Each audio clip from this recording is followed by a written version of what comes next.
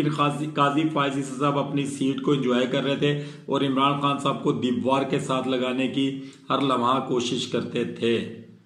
लेकिन पाकिस्तानी अवाम ने उस वक्त भी 8 फरवरी को काजी फायज ईसा साहब के मुंह के ऊपर कालक मली, ये साबित किया कि तुम कुछ भी नहीं कर सकते। इमरान खान के साथ अवाम खड़ी है और पाकिस्तान के जो नेक्स्ट प्राइम मिनिस्टर होंगे वो इमरान खान साहब होंगे। लेकिन काजी फायज ईसा साहब ने अपनी बर्बरियत को जारी रखा और जो फॉर्म 47 के ऊपर जीते हुए लोग थे जिनके खिलाफ केस हुए, उनकी सुनवाई को ख़त्म किया और उनको उन सीटों पर विराजमान रहने का हुक्म सादर किया।